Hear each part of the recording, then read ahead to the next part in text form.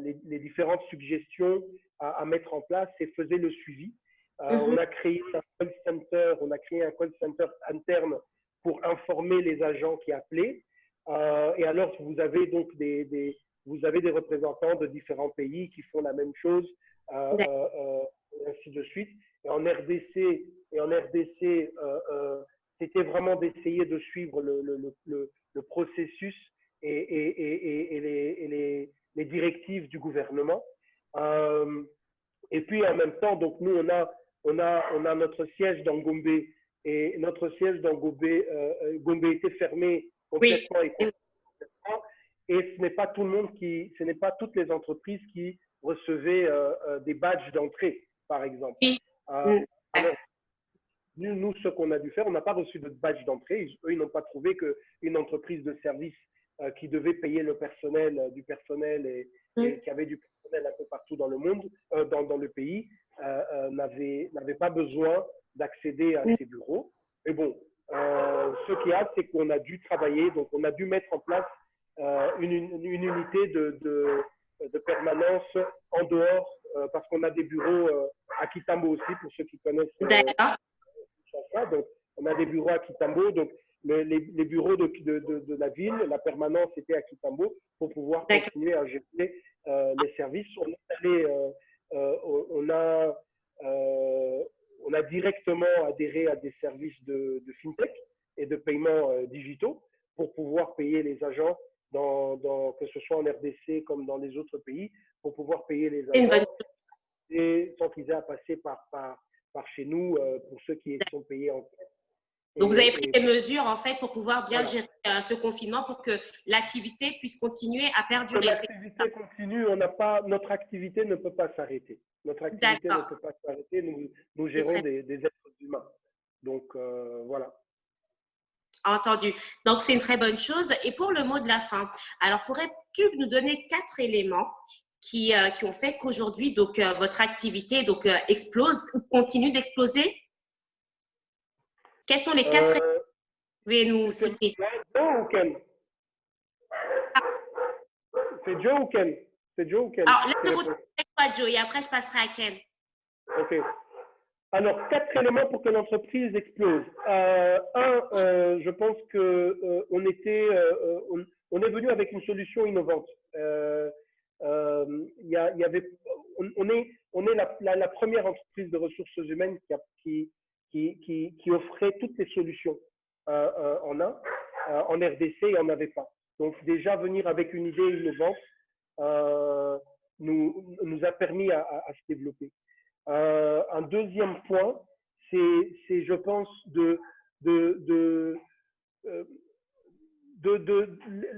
je pense que c'est le service clientèle, service clientèle et être à l'écoute de ton client, être à l'écoute de ton client, peu importe ce que c'est, si tu vends des services ou des produits, tu dois pouvoir être à l'écoute de ton client afin de pouvoir répondre à ses problèmes.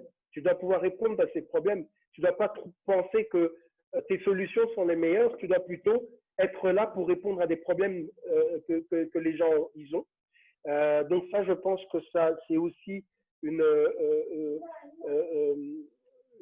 manière de pouvoir se développer rapidement. Un autre point, c'est, je pense, l'organisation, être bien structuré. Donc, comme je l'ai dit au début et comme Ken aussi l'a confirmé, il faut être structuré et savoir comment est-ce qu'on travaille.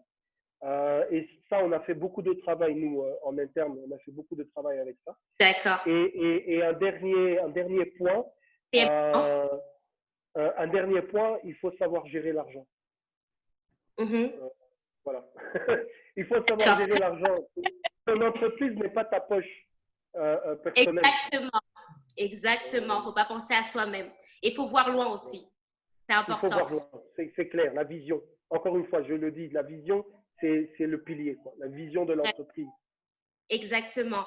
Et quels sont selon toi donc les 4 éléments qui ont permis que ton business puisse exploser? Ken? Bon, je souscris vraiment à ce que Joe a dit. Ce que je peux compléter, Euh,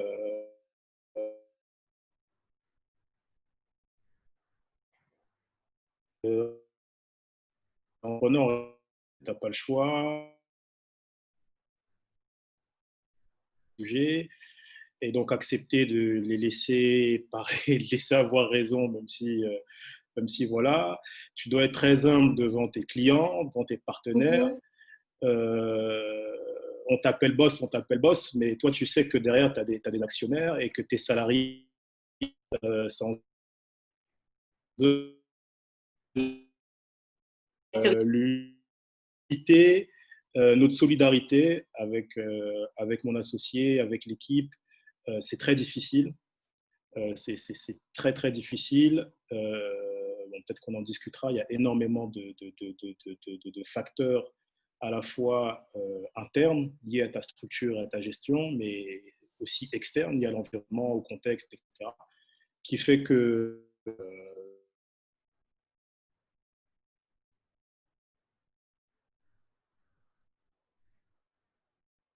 impliquées, celles qui ont les gens les plus engagés. Et, donc, nous, ça nous a servi.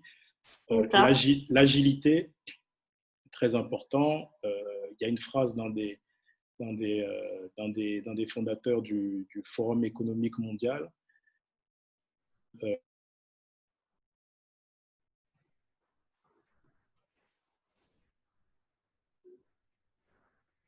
La course du rapide qui va plus vite que les plus lents. Voilà, c'est exactement ça. C'est qu'on peut être petit. Nous, on est petit. Le gouvernement avait besoin d'une solution. Il y a Orange Money, il y a MTN Money, il y a EcoBank, etc. Ils ont pris Wizall. Voilà, parce qu'on est agile et parce qu'on est très réactif.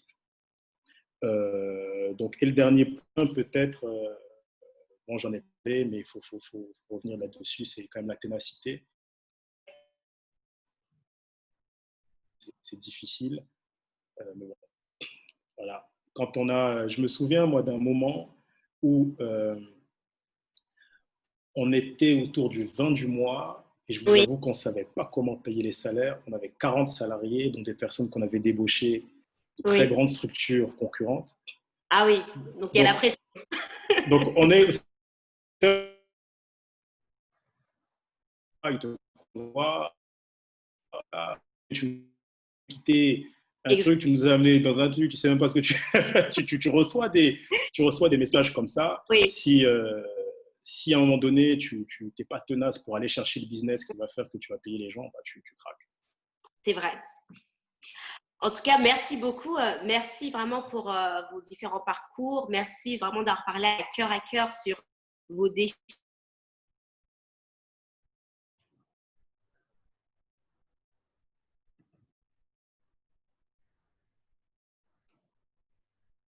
Elle veut plus revenir? Moi, si je suis là, c'est Charlotte. Oui. Ok. En tout cas, comme Tania le disait, merci à vous deux. On va passer à la dernière partie qui va être celle des questions. Vraiment, vous avez des parcours vraiment inspirants et on est très fiers de les avoir entendus. On a vraiment besoin d'entendre ce genre de choses pour nous booster. On est nombreux à vouloir rentrer, on est nombreux à avoir des a priori, on est nombreux à se dire que oui, c'est simple ou que c'est tellement facile. En tout cas, partager des expériences, c'est super enrichissant. Du coup, pour cette autre partie, je voulais proposer à toutes les personnes qui sont là, si vous avez des questions, vous avez un petit onglet pour lever la main. Vous levez la main, comme ça, je peux vous donner la parole pour que vous puissiez poser vos questions. Donc, il y a des questions sur Instagram, sur Facebook et qu'on a reçues également en inbox. Donc, il y a beaucoup de questions, mais je vais d'abord privilégier les personnes qui sont en direct sur le Zoom. Donc, si vous avez des questions, vous levez la main et je vous donne la parole.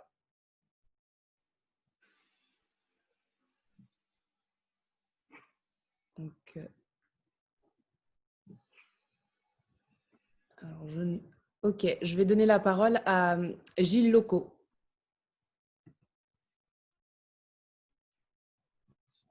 Bonsoir Gilles. Oui, bonsoir, vous m'entendez? Oui, on vous entend très bien. Oui, alors excusez-moi, je vais juste baisser le volume.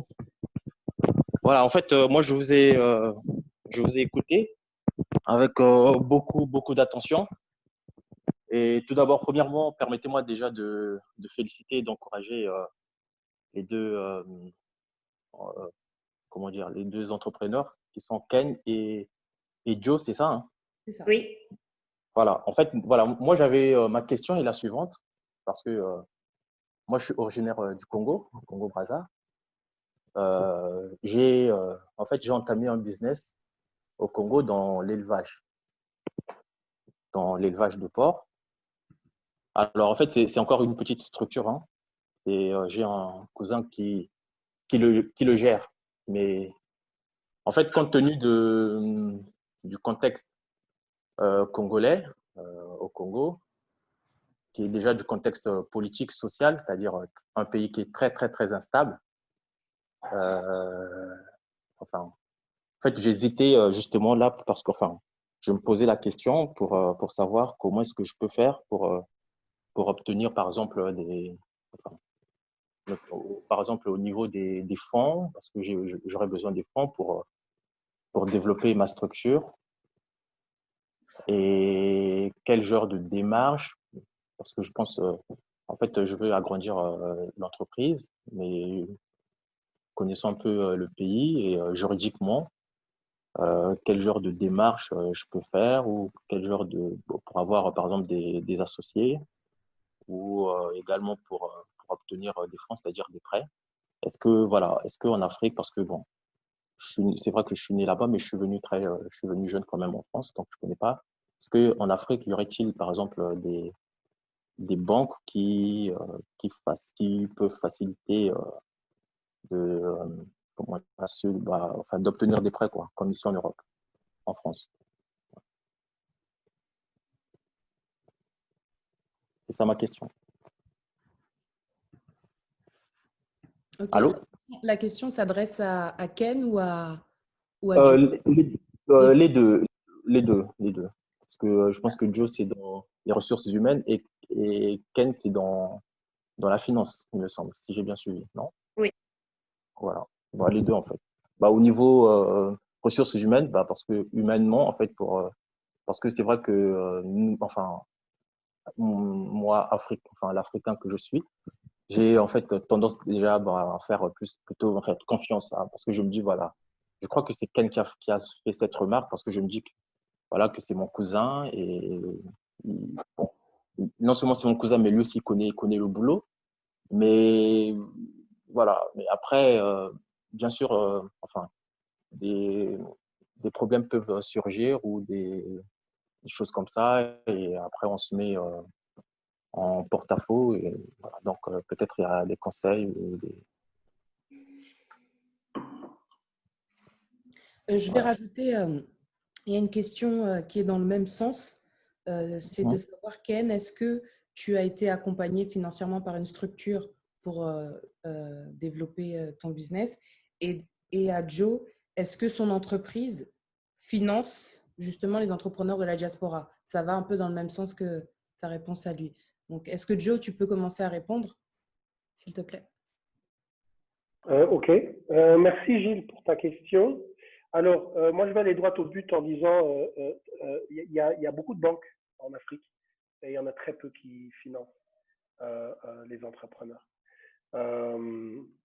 Parce que pour pouvoir avoir un financement, alors déjà, la grande problématique de la RDC, c'est le risque. Donc, le niveau du risque est très, très élevé. Et donc, ils ne vont pas financer facilement. Il y a beaucoup de conditions. Alors, il n'y a pas de banquier ici, donc après, ils vont peut-être dire, ouais, mais ils auront peut-être droit à la réponse. Mais il y a très peu, il y a des grosses obligations de collateral, comme on dit. Donc, ils vous demandent des garanties, des grosses garanties. Et il faut avoir une historique financière pour pouvoir être financier. Donc, il y en a très, très, très peu qui financent les entrepreneurs. Alors maintenant, nous, au niveau de Sodeco, donc on a créé Sodeco Développement pour développer notre business et nous diversifier. Alors, on a déjà financé, on a certains projets que nous avons financés au niveau de la RDC qui sont intéressants.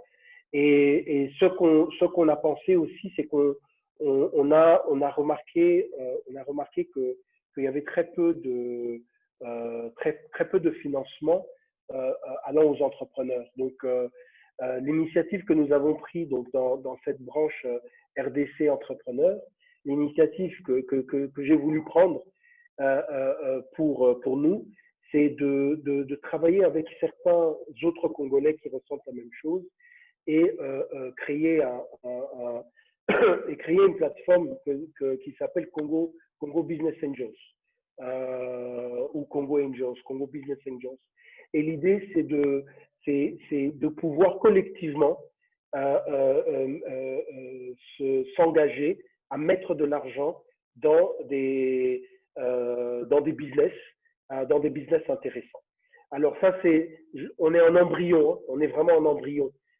Il faut vendre l'idée aux gens. Donc, je vais aller toquer à la porte de Ken plus tard.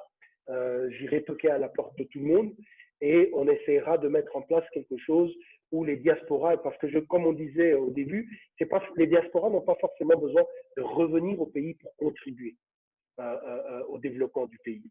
Ils peuvent contribuer, par exemple, en s'assurant d'investir dans du bon business. Et pour pouvoir investir dans du bon business, si tu as une plateforme en place qui aide déjà à filtrer les bons business avec des experts, des personnes qui sont experts dans le domaine, qui sont experts en finance, experts en business et ainsi de suite, qui sont là et qui peuvent filtrer les différents business, toi, en tant que personne, tu as plus facile d'investir dans un business qui vient de cette plateforme-là, au lieu d'investir dans le business de Pierre-Paul Jacques qui vient et qui te présente quelque chose, surtout quand Pierre-Paul Jacques n'a peut-être pas a une idée, mais n'a peut-être pas les moyens. Parce que ce qu'il y a, c'est que un premier financement, quand on commence, et là je vais laisser la parole à Ken plutôt, juste après, quand tu finances une personne pour son premier financement, surtout quand c'est une start-up qui n'a rien, qui n'a pas d'avoir et juste une idée, tu finances la personne d'abord. Donc tu finances la personne que tu vois devant toi, tu ne finances pas son modèle, son business, tu finances. Tu commences d'abord. Et pour pouvoir le faire, il y a des atouts qu'une personne expérimentée peut voir. Et cette personne doit sentir, ou tu dois sentir que cette personne sait de quoi est-ce qu'elle parle. Voilà un peu ce que je peux dire par rapport au financement.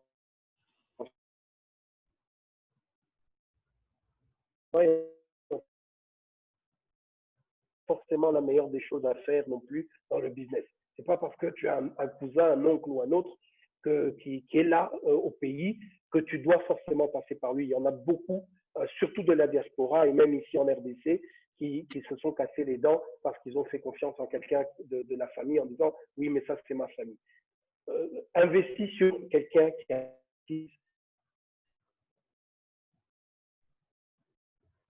Oui,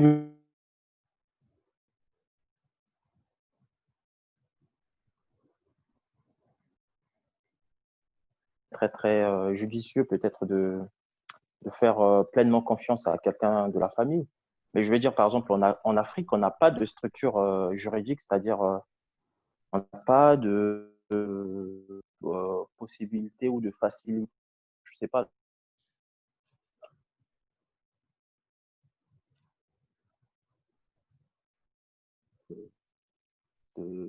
Juridiquement, d'établir, je sais pas, soit un contrat ou, enfin, voilà. Et donc, pour commencer, moi, en fait, c'est pour un début, parce que là, je l'ai commencé il y a 2 ans, c'est pour un début, quoi, en fait. Je m'appuie sur la famille.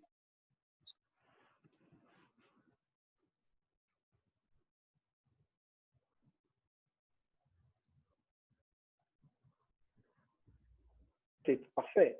Mais en même temps, ce que je dis, c'est que il ne faut pas non plus, comme dans ton business, il ne faut pas non plus aveuglement se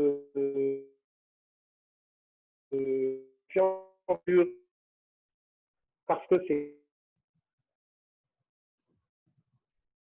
Je dis par contre que dans tout business, c'est comme Ken disait dans ses interventions, dans tout business, tu dois savoir avec qui tu travailles. Quand tu sais avec qui tu travailles, alors c'est bon, il n'y a pas de problème. Okay. Prochaine question. Je vais donner la parole à Lucio. Lucio, c'est bon. Lucio Diamangana. Ok. Bonsoir tout le monde. Merci aux intervenants, Ken et Joe, de partager votre expérience, enfin vos expériences qui sont très diverses, mais très communes parce que sur le terrain est le même. Donc, moi, j'ai une question.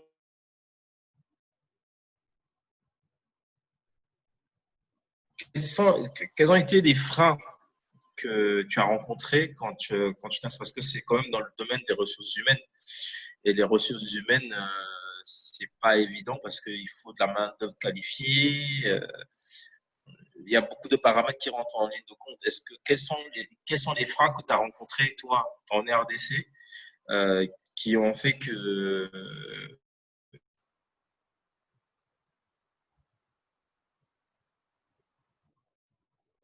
aussi facilement?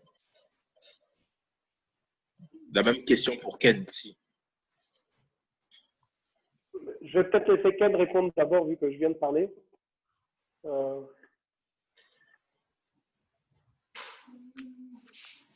Alors, est-ce que tu peux juste reprendre la question? La question, c'était les freins que vous rencontrez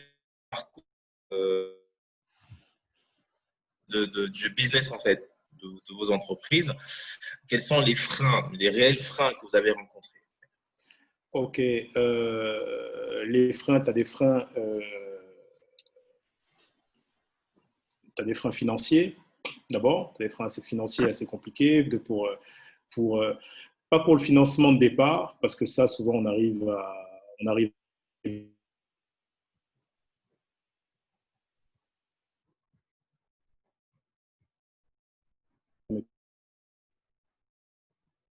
pouvoir te faire appuyer derrière par des établissements bancaires, par tes actionnaires, etc. Donc la question du financement, du financement de ton activité, c'est un grand frein. Tu as un frein lié aussi aux ressources humaines. Joe est là, c'est très difficile de recruter, très très difficile de recruter.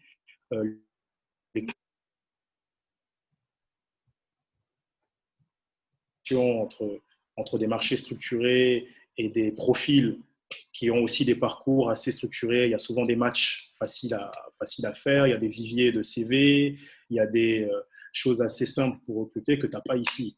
Voilà, ici, pour pouvoir sourcer des candidats, pour pouvoir les tester, c'est très difficile. Donc, tu as le frein financier, tu as le frein du recrutement, tu as le frein du contexte et de l'environnement. Même en Côte d'Ivoire et au Mali, j'en parle même pas, on a eu notamment le contexte terroriste. Là, on a le Covid, on a les périodes électorales. Il y a tout un tas en fait, d'événements qui font que c'est des aléas extérieurs qui font que pour ton activité, c'est assez difficile. Donc, vraiment, les viennent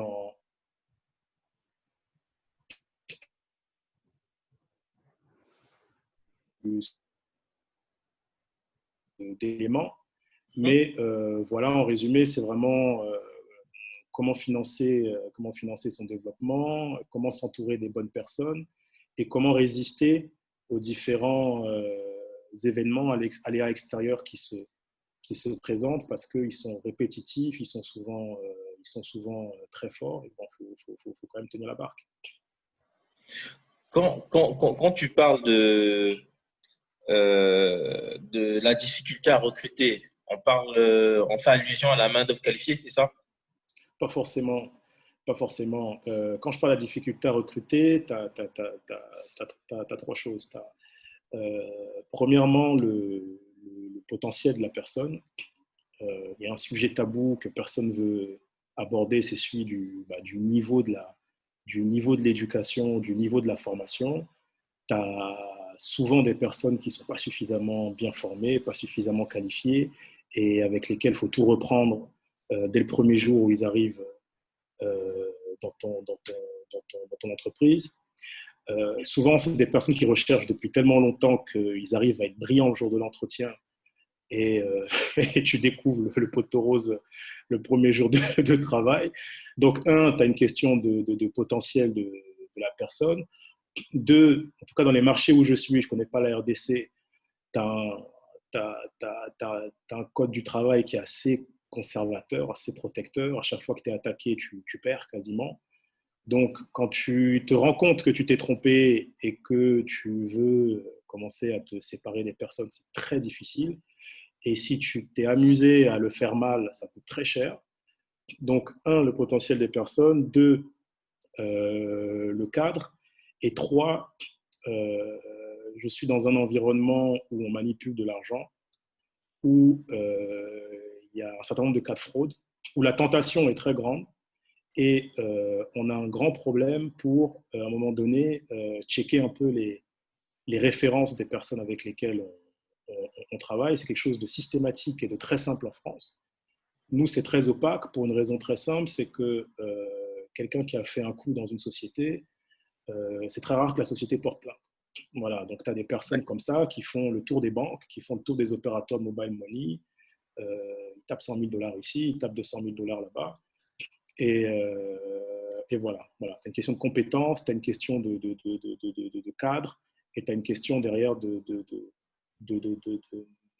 pas de traçabilité, mais peut-être d'honnêteté et de suivi vraiment du background des personnes que tu fais rentrer dans ta boîte.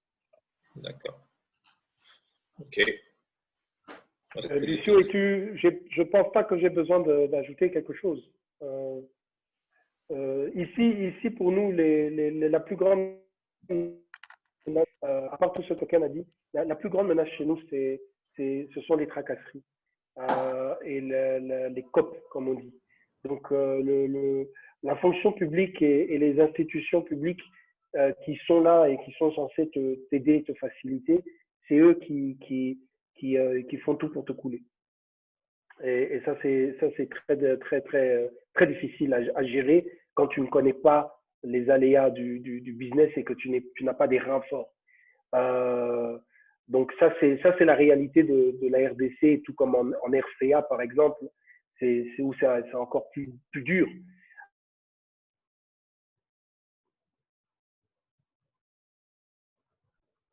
Et donc, c'est une des raisons pour laquelle on va lancer la Diaspora Agency, parce qu'on sait, on connaît les parcours et c'est pas facile, quoi. Et il faut pouvoir s'entraider et s'unir surtout et s'entraider en tant que Congolais ou en tant qu'entreprise pour pouvoir y arriver. Okay. Pays en Afrique, en Afrique.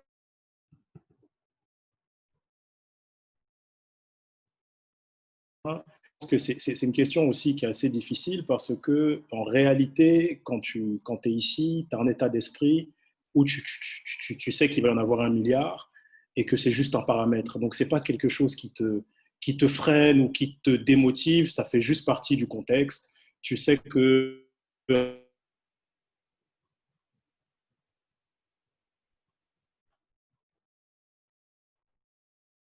mais bon, c'est pas des freins, c'est des paramètres et il faut faire avec. Donc, le conseil, moi, pour terminer, le conseil que vous nous donnez, nous, qui envisageons aller là-bas. Lance-toi en étant préparé au plus difficile. Et même si tu es préparé au plus difficile, je pense qu'il y a des choses que tu n'auras pas imaginées. Un exemple très rapide, très, très rapide. On a parlé des tracasseries habituelles, administratives, etc. Moi, ce qui m'arrive lorsque je fais ma deuxième levée de fonds, sachant qu'au moment où je fais la première levée de fonds avec Total, on fait la plus grande levée de fonds d'une fintech en Afrique de l'Ouest francophone. Et quand on fait la deuxième, on fait la plus grande levée de fonds d'une fintech en Afrique francophone 2 fois. Quand on finalise la deuxième, ce qui se passe, c'est qu'on a un accord entre le nouvel actionnaire, donc BCP, l'ancien actionnaire Total et nous. Donc imagine, c'était hyper compliqué de tomber d'accord à 3.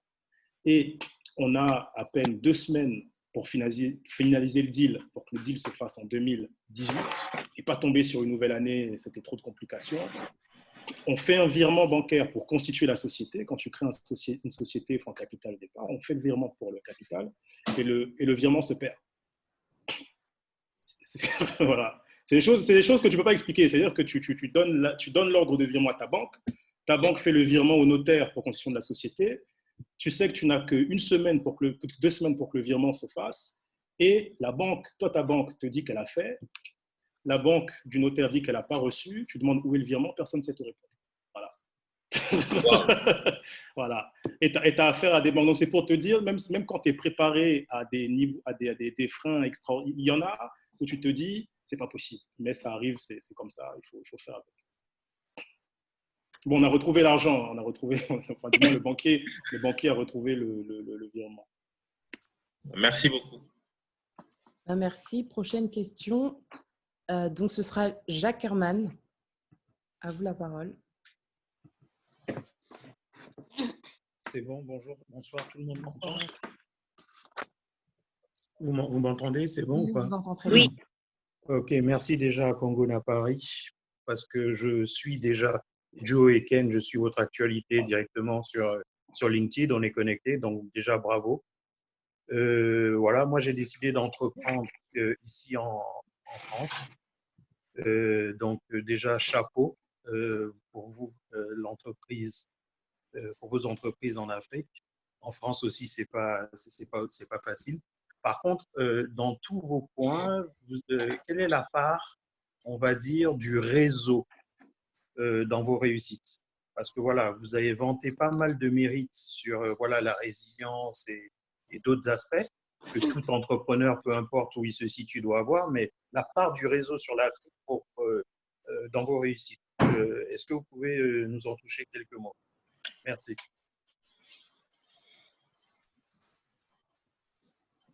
Je vais y aller. Après, je donne à Ken. Le réseau est très important. Déjà, par exemple, nous qui sommes, si je dois prendre l'entreprise de ressources humaines ou les entreprises à service en particulier, nous,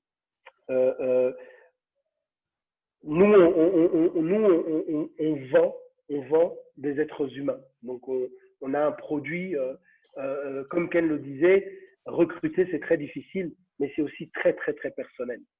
Et afin de pouvoir trouver des clients, ben, tu dois pouvoir réseauter parce que tu dois pouvoir créer une confiance à ton client. Ton client doit pouvoir te dire, ah oui, ok, Jacques Herman, il vient, ou Jacques Herman, il vient, il dit qu'il peut recruter pour moi, je le regarde, j'apprends à le connaître, et après je dis, ok, oui, effectivement, tu pourras recruter pour moi. Donc le réseautage est hyper important. Je peux donner un autre exemple, c'est qu'ici, voilà, Congo à Paris, il y a Joe Mupundo qui rencontre Ken, et ils savent tous les deux qu'ils vont faire du business ensemble, grâce au réseau. Donc c'est comme le réseau doit être permanent dans la vie d'un entrepreneur ou d'une entrepreneuse, surtout au jour d'aujourd'hui. Surtout au jour d'aujourd'hui. Ce n'est plus une question d'efficacité, de marque.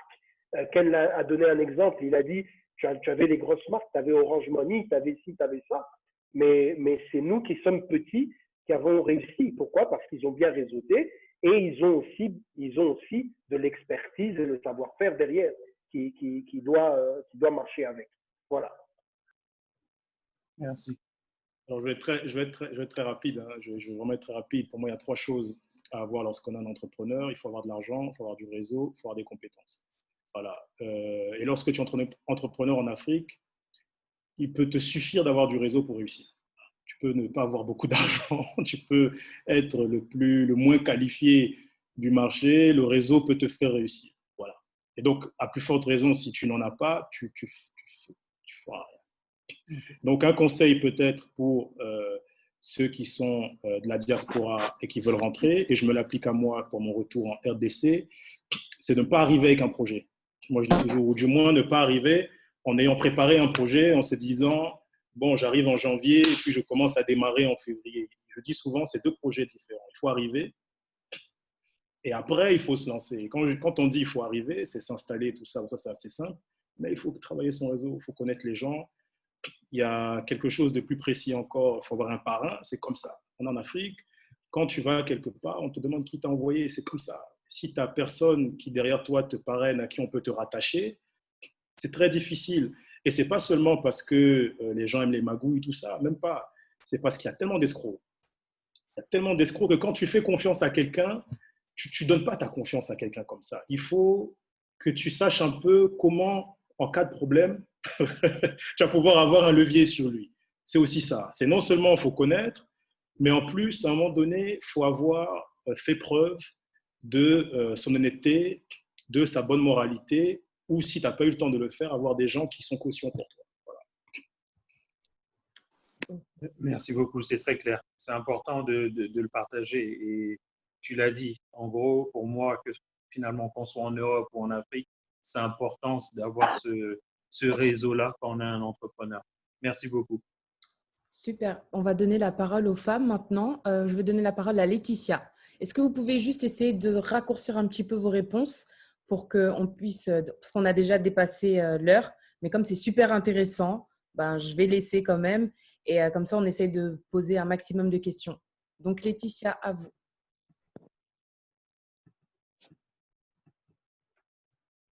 Alors, Laetitia, on ne vous entend pas.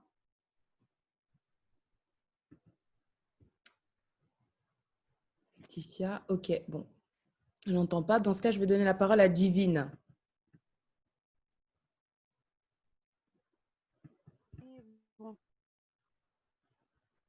Ah, vous m'entendez? Oui, on vous entend très bien. Bonsoir tout le monde, bonsoir à tous. Alors, mes questions seront très générales. Donc, elles s'adressent à celui ou celle qui pourra répondre en premier. Alors, j'aimerais savoir quel a été le principal obstacle, quel est le principal obstacle à la création d'entreprises au Congo? Quel est le principal obstacle ou la première difficulté? Et s'il n'y en a pas une, au moins trois grosses difficultés qu'on rencontre pour la création d'entreprises au Congo. Et ma deuxième question serait, quels sont les secteurs qui marchent bien selon vous? Est-ce qu'il y a vraiment des secteurs qui marchent mieux que les autres? Si oui, lesquels, selon vous, pour avoir une petite idée de la chose? Voilà. Merci. Alors, je vais essayer d'être rapide. Donc, la première difficulté, c'est les démarches de création d'entreprise. Alors, ils ont essayé d'arranger ça avec maintenant le guichet unique. Donc, aujourd'hui, il y a un guichet unique. Avant, c'était pire. Mais aujourd'hui, la difficulté du guichet unique, c'est que, en principe, selon les statuts du guichet unique, ta entreprise, tu peux la créer en 3 jours. Mais tu peux attendre 2 mois pour créer ton entreprise. Donc, la première grosse difficulté, c'est la création même de l'entreprise. Et là, tu dois connaître, tu dois faire jouer ton réseau et ainsi de suite pour que ça aille vite. Voilà. Pour ce qui est du business qui marche le mieux au Congo, j'allais dire politicien, mais non. Le business qui marche le mieux au Congo, c'est… La politique, c'est pas sûr, hein, que ça marche bien. Le business qui marche le mieux au Congo, c'est… je pense que c'est le détail. Ça reste le détail. Donc, tout ce qui est produits de vente, produits de masse, donc les FMCG, la vente de masse. Okay, oui, donc la vente de masse, mais de quel produit? Ouais, c'est la vente, le commerce en général? Le commerce en général, c'est là où il y a le plus d'argent aujourd'hui. Et c'est malheureusement là où aussi c'est le plus informel.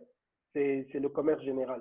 Et puis après, il y a l'agriculture qui est le plus grand potentiel, mais qui malheureusement n'a aucune base. Voilà. Ok. Écoute, on est complètement d'accord. Sur les difficultés de création d'entreprises au Congo, je ne l'ai pas fait, donc j'ai écouté. Et sur les secteurs qui marchent, j'allais dire exactement la même chose. On parlait tout à l'heure de réseau. En réalité, ça dépend de qui tu es. Voilà. Si tu n'as pas beaucoup de réseau et que tu n'as pas énormément de capital, le détail et les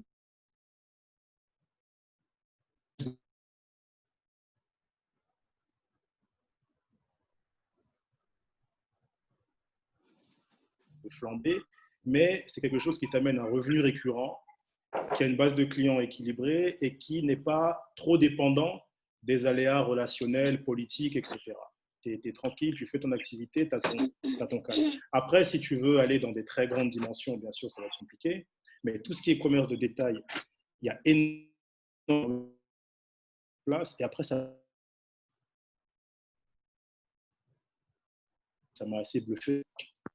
Je suis parti, en lançant mon activité, j'ai vu les commerçants de cartes téléphoniques.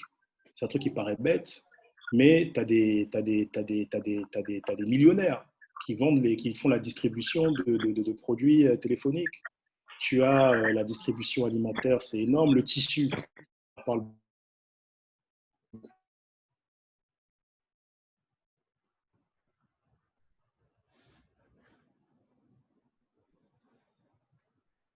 sur la distrie. Après, si tu as d'autres capacités, il y a d'autres secteurs qui sont très intéressants. Congo, je ne sais pas comment ça se comporte au niveau agricole, mais le trading agricole, il y a énormément de marge.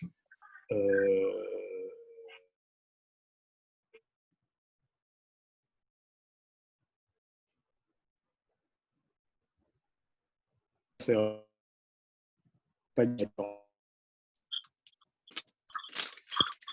Ok.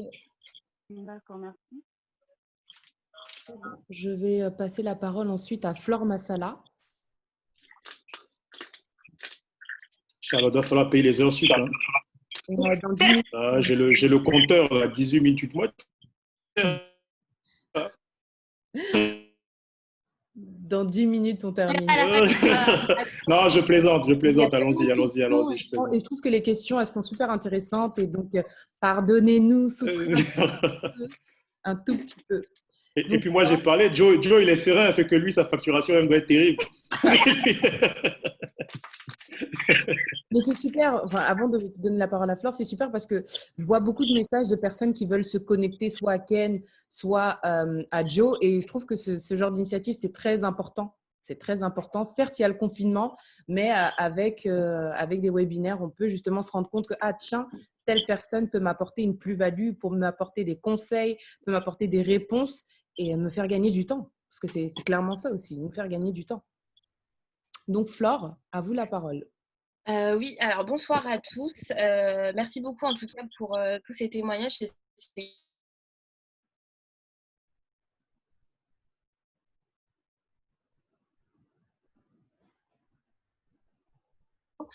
Comment faire quand on n'a pas le réseau pour pouvoir postuler, quand on a juste ses compétences, ses capacités, son expérience et qu'on ne connaît personne?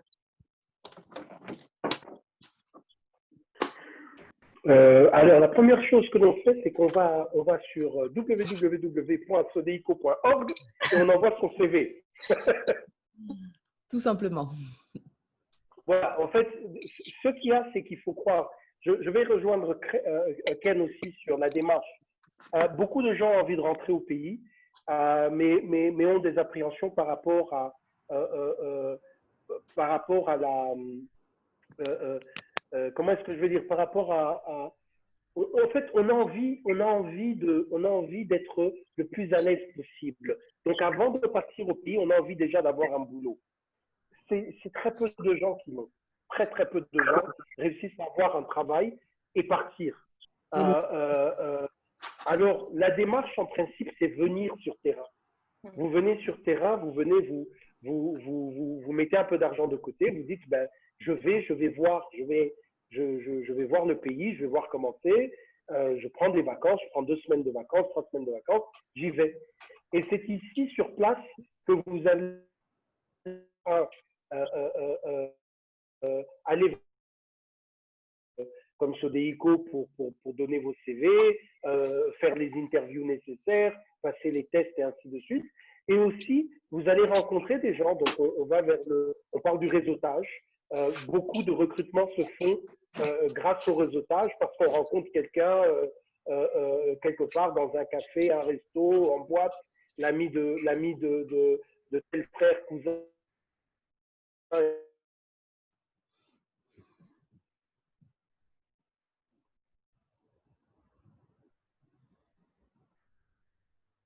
De voir ce qu'il y a sur terrain, quel genre de profils sont recherchés réellement et tout ça. C'est pour ça que nous avons créé le sommet Kelobantu, qui est un forum de l'emploi où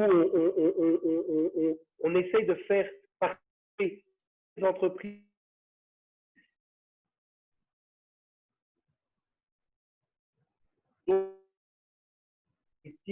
et ainsi de suite, parce qu'il n'y a pas ça en RDC. Il n'y a pas.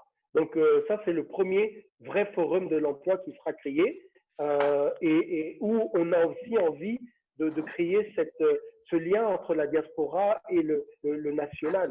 Après, maintenant, il y a une chose aussi que je vais me permettre de dire rapidement, vu qu'il y a beaucoup de gens de la diaspora.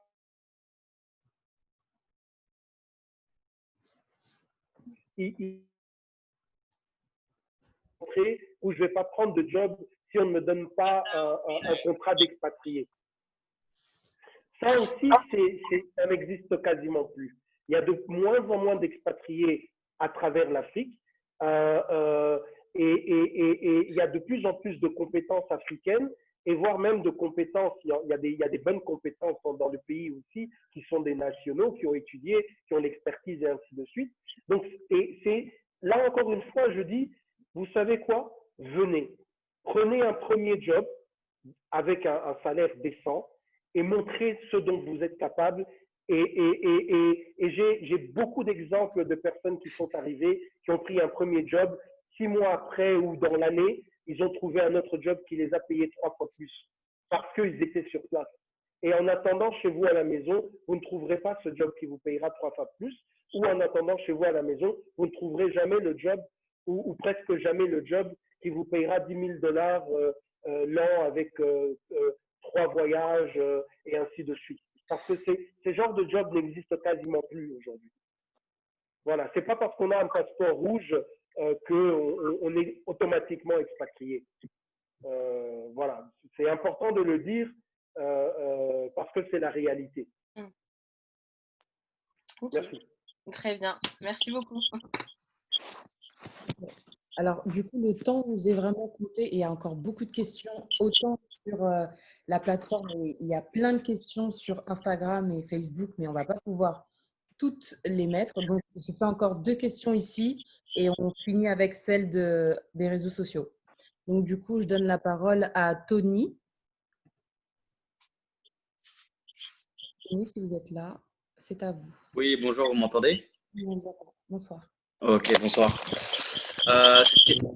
J'avais 6 questions, du coup, j'en ai supprimé 3 et je vais en poser 3 pour Ken, parce que du coup, mon secteur se regroupe avec le tien. En fait, je voulais savoir d'abord, c'est comment tu as démarché les investisseurs d'investir dans ton projet et comment tu t'es fait connaître auprès de ces investisseurs. Ensuite, ton application est développée par des développeurs Made in Congo et comment tu les as trouvés? Et si dans le passé, tu avais eu les fonds nécessaires pour investir dans ta société, est-ce que tu aurais fait quand même appel aux investisseurs et pourquoi? Ok, alors si ça te va, je vais répondre dans le désordre. Si j'avais des fonds moi-même, est-ce que je les aurais mis dans ma boîte? Non, pas complètement. Et c'est une réponse volontairement provocatrice. Je pense que c'est important, enfin du moins, Je pense que les sociétés qui marchent, c'est les sociétés qui, dès le départ, amènent un mélange, une certaine mixité entre différents points de vue. Pour moi, ce qu'il y a de plus dur quand tu entreprends, c'est d'aller entreprendre seul. Et d'entreprendre seul avec tes fonds propres. C'est hyper compliqué. Les personnes qui investissent dans ta boîte, si tu les choisis bien, comme je l'ai dit tout à l'heure, c'est des personnes qui normalement viennent avec de la valeur ajoutée et te permettent d'aller plus loin que ce que tu aurais fait tout seul. Donc, si j'avais plus de cash que quand j'ai monté la boîte, est-ce que je l'aurais mis dans ma structure? Peut-être que j'en aurais mis plus que ce que j'ai mis, mais je n'aurais pas intégralement financé mon projet en fonds propres. Et franchement, je le déconseille. Quand vous regardez les différents processus aujourd'hui de levée de fonds, c'est à peu près les mêmes étapes. Et c'est un processus souvent qui est assez universel. Tu as souvent les mêmes étapes. Tu commences avec tes fonds propres parce que tu ne demandes pas à des gens d'investir dans ta boîte quand tu n'as même pas un prototype, quand tu n'as même pas fait quelque chose. Et ce prototype-là, il faut le financer, tu le fais toi-même. Moi, dans mon cas de figure, c'était 50 000 euros. Voilà, mon cas de figure, c'était 50 000 euros. Et puis ensuite, tu vas voir des personnes, tu leur demandes, voilà, mettez des fonds, accompagnez-moi, parce qu'avec les 50 000, ça ne tient pas. Et nous, le premier round qu'on a fait, on l'a fait principalement au sein de notre cabinet de conseil, et avec quelques partenaires, on a réuni 200 000 euros. Voilà comment on s'est lancé. Et avec 200 000 euros, on a éprouvé le prototype, on a développé des fonctionnalités, et on est parti voir maintenant des plus lourds que nous. Et lorsque Total est rentré, ils sont rentrés avec 3 millions d'euros. Et ensuite, on a développé. Et quand on est parti CP, le montant est confidentiel, mais c'était la plus grande levée de fonds d'une fintech en Afrique de l'Ouest. Total est rentré pour 3 millions d'euros pour 30 de capital. La société en a pris 55. Donc, imaginez un peu l'ordre de grandeur du montant. Donc, tout ça pour dire, c'est un vrai sujet. Je te donne une réponse qui est personnelle. Chacun se fait son idée du truc. Entreprendre seul, attention, c'est très risqué. C'est suffisamment dur pour avoir des personnes.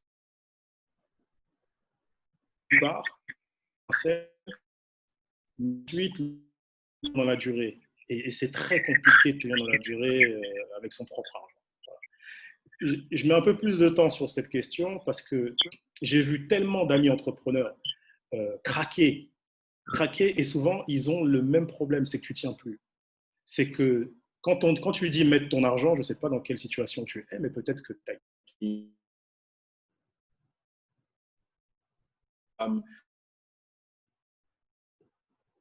tu mets dans a des chances d'échouer. Est-ce que tu es prêt à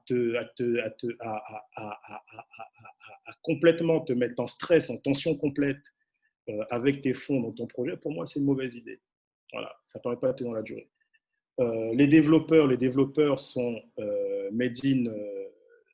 Nous, c'est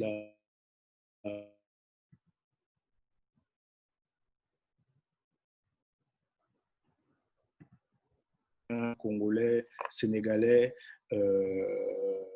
Ivoiriens, Maliens, on a vraiment de tout. Donc voilà pour les développeurs. Et sachant que j'exploite une plateforme, une infrastructure indienne. Voilà, sans rentrer dans le détail, on fait des activités financières, on fait ce qu'on appelle des core banking, des core mobile money, c'est-à-dire vraiment des outils très robustes pour traiter les transactions. Et mon équipe de développeurs fait ce qu'on appelle les front-end et les interfaces à cette plateforme qui est logée en Inde, à Bangalore, et ils sont très efficaces. Maintenant, comment on démarche des investisseurs? Tu démarches des investisseurs j'ai deux exemples, comme tu démarches des clients, ou alors comme tu dragues. C'est exactement la même démarche. C'est qu'un, il faut cibler. Il faut savoir où tu vas jeter le filet. Donc, il faut que tu aies une idée très précise. De ton besoin de financement, de quel ordre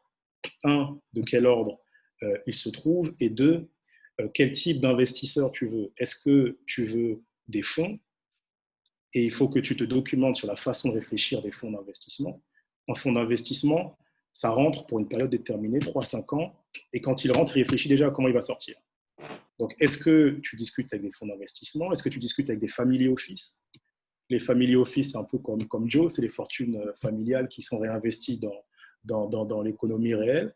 Ça a certaines contraintes et certains avantages. Est-ce que tu vas avec des institutionnels? des grandes structures qui, elles, vont rentrer, vont réfléchir synergie, vont réfléchir partage de technologies, innovation, etc. Donc, il faut que tu saches le montant que tu veux, ça va déterminer où tu vas. Il faut que tu saches quel type de partenaire tu veux. Voilà. Une fois que tu as la cible, eh ben, ton objectif, c'est de trouver les décideurs. Voilà. Au sein de ces cibles, qui décide? Et une fois que tu as trouvé qui décide, il faut que tu te crées un chemin d'accès aux décideurs pour que le jour où tu le rencontres, tu saches qu'est-ce qu'il attend, quel est son agenda, qu'est-ce qu'il attend de ton type de projet, est-ce qu'il est en mesure de financer ce type d'opération, est-ce qu'il l'a déjà fait? Et là, tu peux dérouler. Voilà. Pour être succinct, aux 3 questions, je ne sais pas si j'ai répondu. Ok, super, je te remercie et je vous souhaite la réussite à tous. Merci beaucoup. Bonne soirée. Dernière question pour Josépha, s'il vous plaît, rapidement. Et on va finir avec 2 questions sur Facebook et c'est terminé. Donc, Josépha. Bonsoir, vous m'entendez? Je vous entends très bien. Merci beaucoup pour la parole. Déjà, félicitations à Monsieur Joe et à Monsieur Ken. Moi, j'ai juste une petite question. C'est précisément Monsieur Ken qui en a parlé. Quelque part dans votre discours, vous avez dit qu'il faut bien travailler ses relations avec ses partenaires. Ce ne sont pas tes amis, ils ont leur agenda. Alors moi, c'est vraiment quelque chose qui m'a tiqué. Et vu que c'est un sujet qui me stresse un peu, je voudrais savoir, que ce soit pour M. Ken ou pour M. Joe, concrètement, qu'est-ce que vous faites pour entretenir vos relations avec vos partenaires? C'est ça ma question. Alors, Joe, je vais peut-être sauter un peu le droit d'aînesse, hein, tu m'en voudras pas. Mais comme c'est un rebond sur ma phrase, c'était volontairement un peu provocateur, hein, quand je dis c'est pas tes amis, mais c'est vrai. Ça veut dire quoi? Ça veut dire que dans ton cercle relationnel, il y a ta famille avec qui tu as un lien naturel. Tu n'as pas voulu, tu as un lien naturel avec eux. Il y a tes amis avec qui vous avez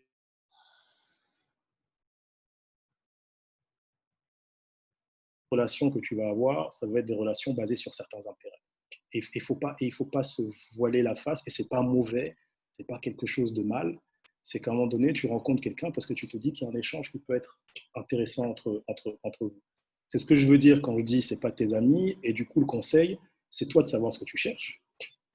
Quand tu vas, quand c'est pas pour plaisir, et quand tu vas à un événement de métro, quand tu vas tu viens pour une raison, tu viens pas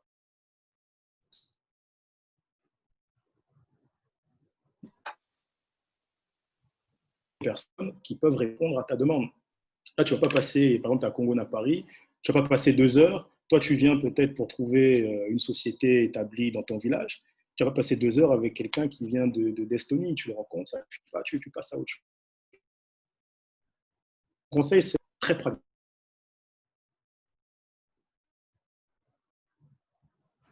D'accord. Et pour Monsieur Joe, la question est aussi pour Monsieur Joe.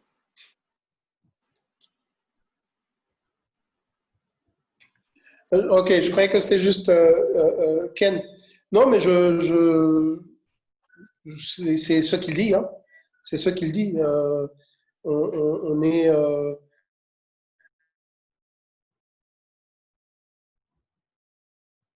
D'accord. Ok.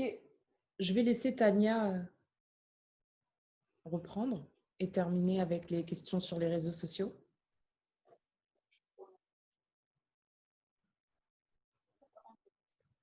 Alors, Tania, attends. Tania. Tania?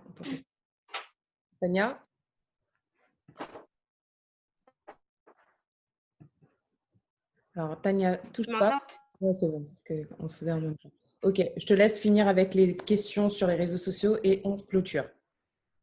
Très bien, donc merci encore à tous, hein. Merci pour toutes les questions, elles sont vraiment nombreuses.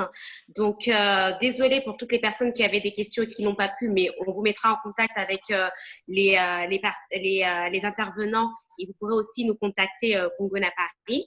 Donc, j'ai une question pour Ken.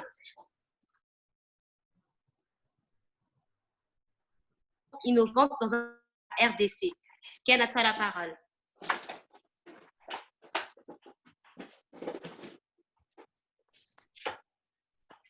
Allô, Ken? Oui, je crois que vous m'entendez là. Alors, à quand le Congo? Très bientôt. Je n'ai pas encore la date, mais très, très, très bientôt. Les deux Et Congos, Kinshasa et Brazza? d'abord Kinshasa. D'accord. Et je vois que c'est enregistré. Non, non, les deux. Les deux. Ah, parce que Congo n'a pas Non, les deux. Non, non, non, les deux. Mais bon, vous avez entendu. Et la deuxième question, c'était. Faut-il vraiment des solutions innovantes dans un pays comme la RDC Je ou vais le être Congo?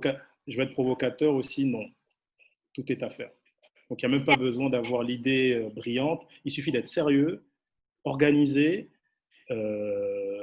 rigoureux, et même avec des choses très basiques, on peut s'en sortir. Voilà. Très bien, merci beaucoup Ken. Et Joe, est-ce que Sodeco accompagne financièrement les entreprises de la diaspora? Et ainsi, tu pourras rebondir aussi sur l'événement de septembre. Ok, très bien. Alors, pour l'instant, les entreprises dans lesquelles nous avons investi sont des entreprises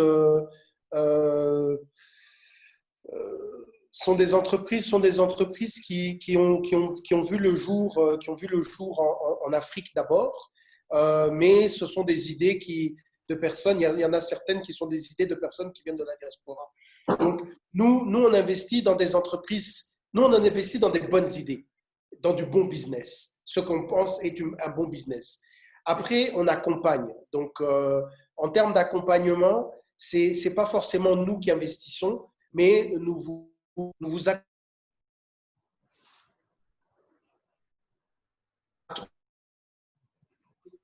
le financier dont vous avez besoin, à trouver la personne dont vous avez besoin, à trouver la stratégie dont vous avez besoin. Donc ça aussi, c'est des accompagnements. Et je pense sincèrement que la Diaspora Agency sera un projet comme celui-là qui va accompagner et faciliter beaucoup de personnes de la diaspora dans leur démarche quand ils viendront au Congo, au Sénégal ou ailleurs. Parce qu'on commencera le pilote pour la RDC, mais l'idée, c'est de l'étendre dans tous les pays où nous sommes aujourd'hui et qui sait un jour l'Afrique. Et je termine en disant que je vous invite tous à venir à Kelobantu, qui est donc ce sommet et forum de l'emploi en septembre, parce que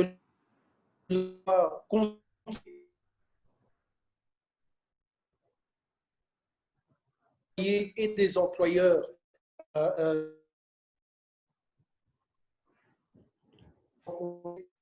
seul et même endroit et discuter sur des questions qui d'ordre de développement de notre pays, mais pas d'un point de vue économique, mais d'un point de vue humain. Qu'est-ce que l'humain peut faire pour développer le pays? De quelle manière est-ce que l'humain peut contribuer au développement? Partenaire. Charlotte, on n'a pas signé de contrat encore, mais je le dis, on est déjà partenaire mutuel. Et c'est ça qu'est l'Obantu, c'est ça qu'on a envie de faire, c'est de réunir tout le monde, réunir toutes les forces et de mettre le Congolais en avant, donc l'être humain en avant, parce qu'on croit que c'est par là que nous allons réussir en fait. Voilà. Entendu. Merci beaucoup. Déjà 23. On remercie vraiment toutes les personnes qui ont participé. Ne manquez pas le prochain, donc la semaine prochaine, mercredi. Vous retrouverez répondront à vos questions. Donc, si vous avez d'autres questions donc, concernant les différents projets, événements et notamment concernant donc, nos partenaires dont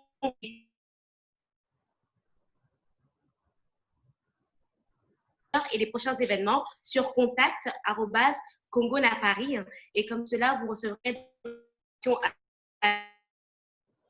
Contact, Tania, contact@congonapari.com. Excusez-moi. contact@congonapari.com. Et donc, pour ce faire, je tenais donc déjà à remercier nos deux intervenants. Merci du temps que vous nous avez réservé et puis d'avoir répondu vraiment librement à tous les participants. Merci à l'équipe de Congonapari, à Charlotte.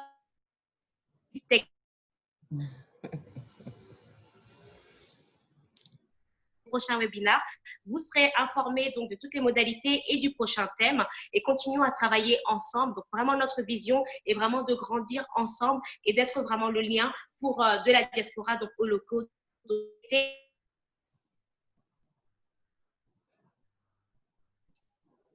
Bonne soirée. Merci, au revoir. Au revoir, bonne soirée à tous. Bonne soirée, au revoir. Merci Congo à Paris. Merci à tous. De rien. Merci à tous. Merci Sodeko. Merci Wizol. Merci, au revoir. Au revoir.